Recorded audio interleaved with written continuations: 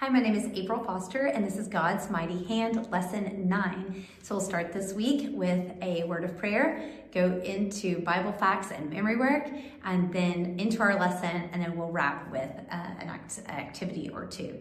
All right, so this lesson is a bit of time traveling, so we have to remind the kids that rewind to when Moses was 40 years old. Where did he go live? He traveled from the land of Egypt to the land of Midian, and you might even have them located on the map, your big map in the classroom. And he left there and he went to live with who? He went to live with Jethro, and he married a lady Jethro's daughter named Zipporah. And so you have Jethro, you have Moses here, you have Zipporah, and then you'll remind them about how Moses and Zipporah had two sons. They had Gershom and Eliezer. And Moses had actually, when he was 80 and spoke to the burning bush, or God in the burning bush, God told him to take his family back to Egypt.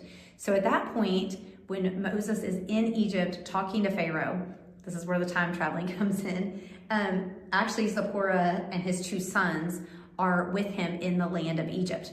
But Jethro is still living in the land of Midian. All right, so to get to the lesson today, Moses is now, remember, in the area of Rephidim. And if we remember back, I think it was back to lesson 3, God had told Moses that he would bring him back to Mount Horeb. So he's awfully close here in Rephidim, where we left our last lesson. He's also awfully close to Midian. And who lives in Midian? Jethro. All right, so Jethro comes and Zipporah and there's two sons go to Midian to bring Jethro over to Sinai, or to Mount Horeb. And Moses tells his father-in-law all that God has done. And Jethro concluded that he is greater than all the gods. And so we'll talk about how there's really no other gods, but that Jethro is using the evidence that Moses is giving him to say that God is the one and true God, and no one is greater than God. All right, so you have the map for this lesson. You have the people, which we'll talk about what each of the sons' names mean. And then you only have one other visual, which is Moses sitting to judge the people. And this was when Moses was 80 years old. And you have the scripture references in here where Jethro gives Moses advice to get other people to help with this situation. And did Moses listen to this advice? Yes, he did. He was not too old to take advice from his father-in-law. All right, so that is the guts of the lesson today. One of the things you can do, and this is kind of an option every week, depending on how much time you have, is give the kids the different visuals from the previous lessons and have them put it in order and retell the whole story of Moses from the time he was a baby all the way up until now.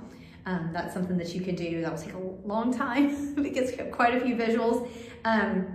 Another thing for the older kids, we have the map worksheet. And again, you can use this if you're doing a review. You can have them go ahead and label that to tell you what happened at each place, or you can do that at the end. We also have a crossword puzzle and answer key about Moses' family and all the people that are in it, now that you have Moses' sons and their names. So those are in here. And then we have the who game. So you'll use this visual here, and you can cut these apart or leave them all together in one sheet. But the who game, and so you have questions here you can ask. You can use your expert device to select a kid and ask the question, or you could just go in order and ask a question and let them tell you and point to which person the question pertains to. So one of the questions was, Moses was tending his sheep when he saw the burning bush. So Moses was tending this person's sheep when he saw the burning bush, and that would be Jethro. So they would point to Jethro. All right, so that is it for lesson number 9.